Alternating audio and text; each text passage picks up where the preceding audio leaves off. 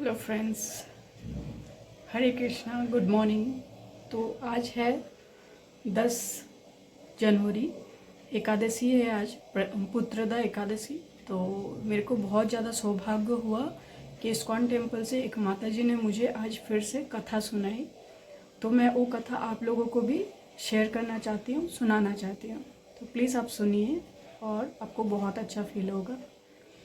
और मैं एक स्टोरी बताना चाहती हूँ, अगर आप सब सुनना चाहो तो एक बार क्या हुआ, किसी व्यक्ति ने पूछा किसी जन से कि हम जब नहाते हैं गंगा पानी में, गंगा जल में जब हम नहाते हैं नदी में, तो क्या होता है। हमारा हमारा पाप जो है, हम सोचते हैं कि गंगा नदी में बह गया, क्योंकि हमने डुबकी लगाया है गंगा पानी में, गंगा जी के नदी में। तो जब हम गंगा जी के नदी में डुबकी लगाते हैं तो वो पानी गंगा जी को, उसने पूछा, किसी ने पूछा कि क्या आप अपना हमारा सारा पाप आप हर लेते हो, दुनिया में जो भी मतलब नहाते हैं गंगा जल से, गंगा पानी में, तो क्या आप अपना मतलब हम लोग का पाप आप हर लेते हो, आप अपने साथ बहा लेते हो। गंगा जी ने बोला हाँ, मैं बहा लेती हूँ, लेकिन मैं उस पानी को, मीन्स उस सारे पाप को ले जाके समुद्र में छोड़ देती हूँ। तो फिर समुद्र में नहाने से क्या हमारा सारा पाप फिर से हमें आ जाता है, मतलब दूसरे पाप भी समुद्र में के पानी में नहाने से क्या हमें पाप लगती है। तो समुद्र से फिर पूछा गया कि समुद्र में नहाने से क्या हमें पाप लगती है, क्या आप अपना मतलब हम लोग का सारा पाप आप हर लेते हो, आप अपने पास रख लेते हो। तो समुद्र ने रिप्लाई किया फिर कि नहीं, समुद्र में हम नहीं रखते हैं। समुद्र में जो पाप रहते हैं, जो पानी रहता है, मतलब जो भी गंगा से आता है पानी शुद्ध, मतलब पापी पानी जो भी आता है पाप लोगों का, तो हम वाष्पित कर देते हैं, तो मतलब वो बादल में चला जाता है। फिर जो उस बादल से जो पानी बरसता है, वो पाप फिर से ज़मीन में आ जाती है, धरती में। और फिर धरती में आ जाती है तो जहाँ भी हमारे फसलें वगैरह, पानी होने से ही फसलें वगैरह होती है, पेड़, तो फसल में फिर वो पाप आके लिप्त हो जाती है। तो वो पाप फिर हमारे भोजन के साथ हमें फिर से प्राप्त होती है। तो आप जब भोजन करते हो तो आपको बहुत ज़रूरी है कि आप भगवान का श्रवण करके, आप खाने से पहले जो मंत्र बोला जाता है वो मंत्र को जाप करके, बोल के, उसके बाद आप खाएं। खाना को जब आप ग्रहण करते हो, जैसे आप खाओगे वैसे आपका, जैसे खाओगे अन्न वैसा हो जाएगा आपका मन। तो आप अगर प्रणाम करके अच्छे मन से, शुद्ध मन से अगर आप खाना नहीं खाते हो तो आपका मन फिर से पाप में हो जाएगा, मतलब खाना खाना भी हमारे लिए पाप हो जाएगा। ठीक है, तो खाना खाते समय हमें पानी अच्छे से खाना खाना चाहिए। इवन पानी भी हमें प्रणाम करके भगवान के नाम लेके खाना चाहिए अच्छे मन से। तो फिर बोला गया है कि आप जब खाना खाते हो, आप जैसे मन से खाओगे, पानी भी पीते हो जैसे मन से आप पियोगे, जैसे बोल के पियोगे, जैसे सोच के पियोगे, वैसे आपका इनहेल आप कर लोगे, मतलब आप अंदर ले लोगे अपना। तो जब भी आप खाना खाए तो शुद्ध पवित्र होके खाइए। और एक बात, एकादशी के दिन आप चावल ना खाए। तो बोला गया है कि एकादशी के दिन अगर कोई एकादशी का उपवास नहीं भी करता है, एकादशी व्रत मतलब व्रत नहीं भी करता है, तो भी उसे चावल नहीं खाना चाहिए। वो अच्छा नहीं माना जाता, पाप होता है ऐसा माना जाता है। तो प्लीज़ आप एकादशी के दिन चावल मत खाइए, एक दिन छोड़ दीजिए आप। ठीक है, और ट्राई कीजिए कि एकादशी व्रत करिए और उनका नियम पालन कीजिए। तो मैं जो ये कथा सुनती हूँ, ये जो पालन करती हूँ, ये सारे नॉलेज मुझे आता है इस्कॉन टेम्पल से। तो आप इस्कॉन टेम्पल से कनेक्ट हो सकते हैं, मैं भी वहाँ से कनेक्टेड हूँ। तो वहाँ पे जो एसोसिएट जो है उनसे आप बात कर सकते हो कि क्या क्या किया जाता है, क्या नहीं किया जाता है, आपको सब कुछ मालूम चल जाएगा। Thank you so much. और अभी आप सुनिए ये कथा। हरे कृष्णा। वाञ्छाकल्पतरुभिक्षाय कृपा सिन्धुवाएव च पतितनाम पावनेभ्यो वैष्णव्यो नमो नमः। तो आप सभी को एक बार फिर एकादशी की बहुत बहुत शुभकामनाएं। अंग्रेजी कैलेंडर के अनुसार वर्ष की सबसे पहले आने वाली एकादशी का नाम है पुत्रार्ध एकादशी, जो कि पौष मास के शुक्ल पक्ष में आ रही है। ये बड़ी ही पवित्र पुत्रदा एकादशी है। इसको करने से बहुत लोगों को लाभ होता है। जिनको संतान नहीं होती उन्हें संतान प्राप्त करने का शुभ अवसर प्राप्त होता है, और जो भक्ति करना चाहते हैं उन्हें भक्ति प्राप्त होती है, और जो भक्तों के साथ रहना चाहते हैं उन्हें भक्तों का संग मिलता है। तो आइए सुनते हैं इस पे एक बहुत ही पौराणिक कथा।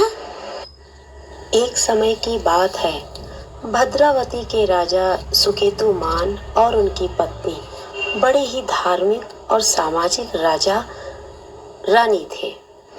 उनके राज्य में किसी भी चीज की कमी नहीं थी। जीवन बड़ा ही साधारण और सरल तरीके से चल रहा था, परंतु राजा हमेशा एक चीज से बड़े ही चिंतित रहते थे। वो ये क्योंकि उनके जीवन में उनके राज्य करने के बाद उनका राज्य कौन संभालेगा, इस बात की चिंता उन्हें हमेशा रहती थी, क्योंकि वो निसंतान थे। उनकी शादी के कई सालों बाद भी उन्हें संतान नहीं हुई। बस यही चिंता राजा और रानी को दिन रात दीमक के जैसे खाए जाती थी। राजा के पास धन दौलत वैभव ऐश्वर्य समाज साम्राज्य सब था, पर संतान नहीं थी। हमेशा राजा और रानी यही सोचते कि ऐसा कौन सा उपाय किया जाए जिससे हम भगवान नारायण को खुश कर सकें और वे हमें बदले में एक पुत्र दे सकें। फिर क्या, बस यही सोचते सोचते कई साल निकल गए। एक बार वे अपने पितरों का तर्पण कर रहे थे।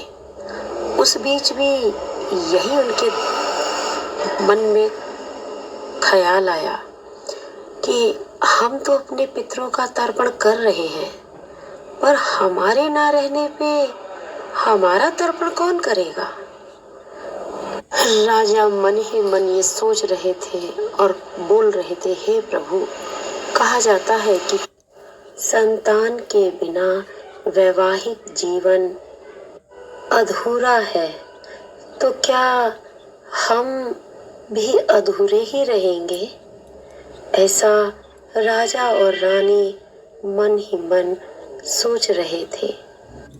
राजा इतने दुखी हो गए कि वे बिना किसी को बताए अपने राजमहल से चले गए और जाके एक घने जंगल में जा पहुंचे।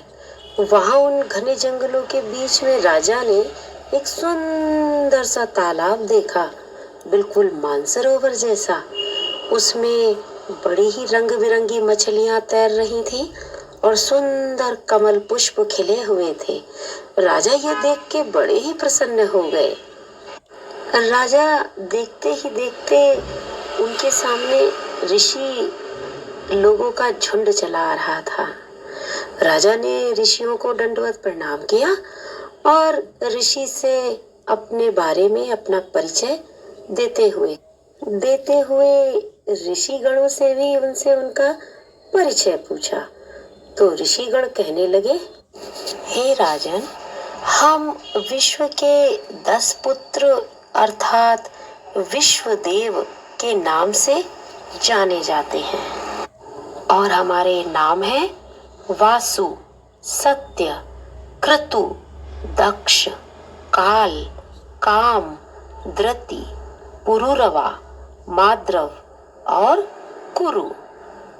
हम इस जलाशय में स्नान करने आए हैं। कुछ ही समय में माघ मास प्रारंभ हो जाएगा और आज अत्यंत पवित्र पुत्रदा एकादशी है।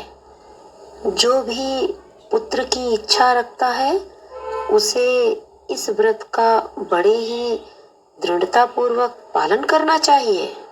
राजा बड़े ही भाव विभोर हो के कहने लगे, हे ऋषिगण, कृपया मुझे भी इस व्रत का पालन करना बताएं और इसकी विधि विधान बताएं। मैं भी संतान के लिए भटक रहा हूँ। बस आपकी कृपा और संत जनों का आशीर्वाद मिल जाए, फिर क्या था।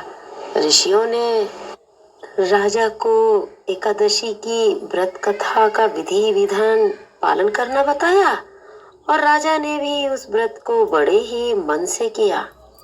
कुछ ही समय बाद रानी गर्भवती हो गई और उन्हें बड़ा ही तेजस्वी ओजस्वी पुत्र पैदा हुआ। तो बस इस तरीके से कथा समाप्त होती है और समाप्त होने पे आप भी अपने निकट के इस्कॉन मंदिर में जाएं, भक्तों का साथ रखें, भक्ति करें और नियम पूर्वक एकादशी का पालन करें। तो एक बार फिर महामंत्र के साथ हरे कृष्ण कृष्ण कृष्ण हरे हरे, हरे राम राम राम हरे हरे। हाँ, आज 25 माला करना नहीं भूलना। हरे कृष्णा।